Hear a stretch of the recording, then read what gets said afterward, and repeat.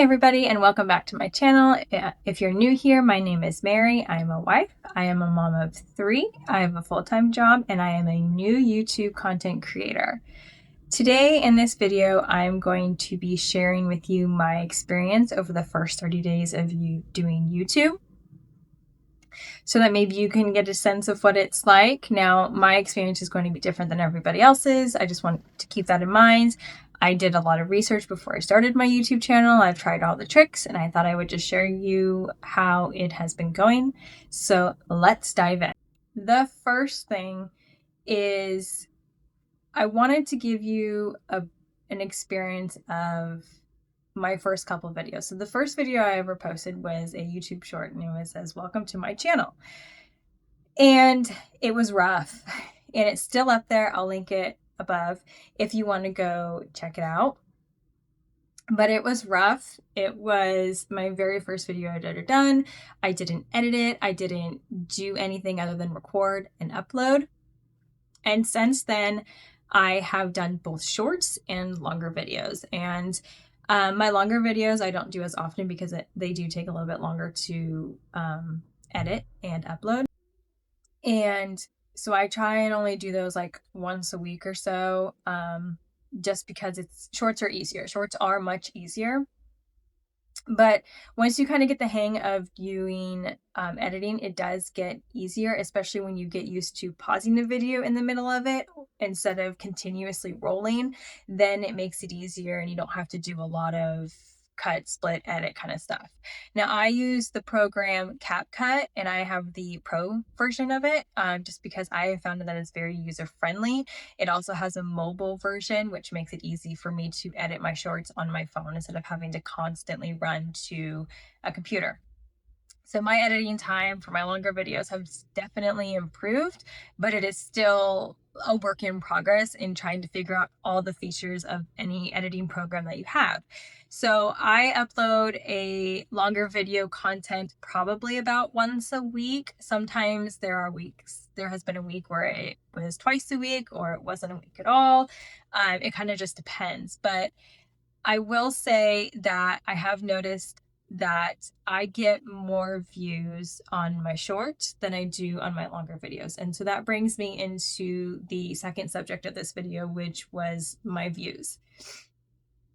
So as you can see in this model, I have a ton of views on my YouTube shorts and not a lot on my long form content, which I expected. That's kind of what I expected what would happen.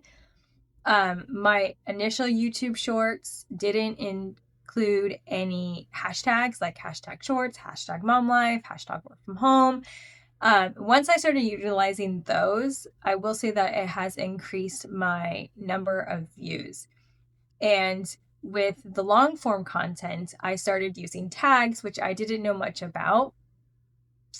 And that has increased them, but most of my YouTube views for long form videos has still been shorter than less than I anticipated. I was hoping for more, but most of my views range around between 7 and 11. And I don't anticipate that they're watching all of the video, and that's fine as long as I'm getting myself out there, right? That was the only thing I had expectations for, was that at least it was getting views.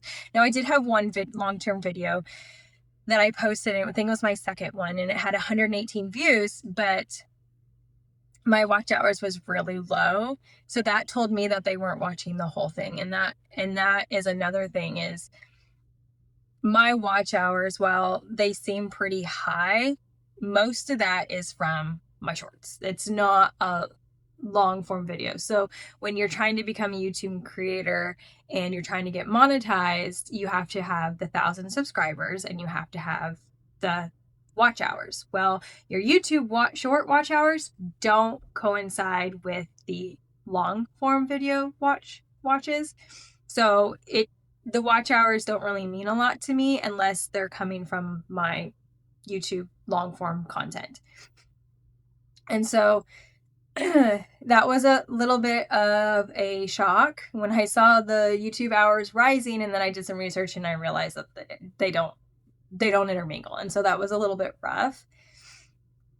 But I've just been constantly trying to increase my YouTube shorts and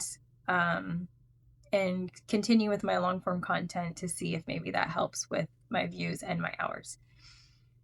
And that leads me into my next thing, which is my subscribers. So in the month of January, you can see that I went from 0 to 21. And I had hoped to be much higher than that at the end of 30 days, and that didn't happen. I am thankful and grateful for every single YouTuber that has subscribed to my channel, and I hope that you're enjoying the content, and I hope to get many, many more. Mostly because I just wanted, to have the ability to reach more people, and it's not there yet. And I know sometimes it takes time, and that's fine. I have no problem waiting it out, but I just, you have this sense of hope that when you start something, it gets a lot better and bigger the more that you do it. And, I have 30 videos on my YouTube channel, but most of those are shorts, so like 2 to 3 minutes. It's not that big of a deal. So I wanted to be more. I was a little disappointed when it wasn't. Now I have about 60, and that's better, but the more the better. And so I just keep pushing along. Now, I don't currently make any money off of YouTube right now. So I basically am just creating content and to get my name out there and to get my channel out there and to show my life experience as a mom, a work from home mom. And so that's the entire goal of my channel is for everybody to see that my home is lived in. It's not aesthetically pleasing. There's stuff everywhere.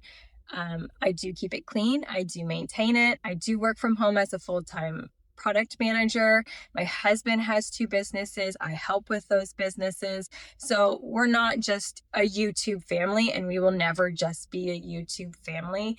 My kids have activities. Some of them, 2 of them go to school, 1 of them doesn't. So our life isn't like a lot of the YouTube creators that, can put up a video every single day because that is their job, that is their income.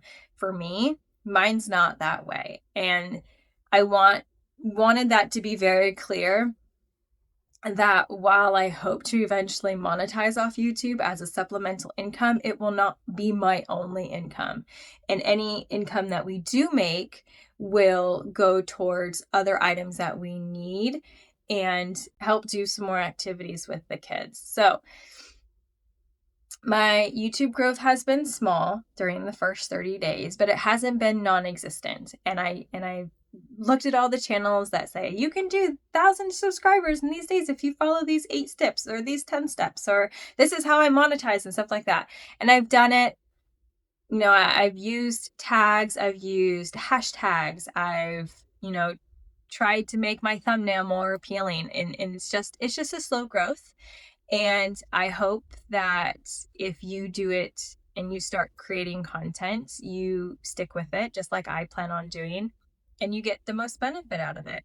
It's hard to put yourself out there at first and to see yourself on the other side of a video and know that there's somebody out there watching you. But I hope that anybody who's watching this video understands that it's not an easy growth. It's a slow, steady growth if you're consistent, but you have to be consistent, and that you just have fun with it. I enjoy it.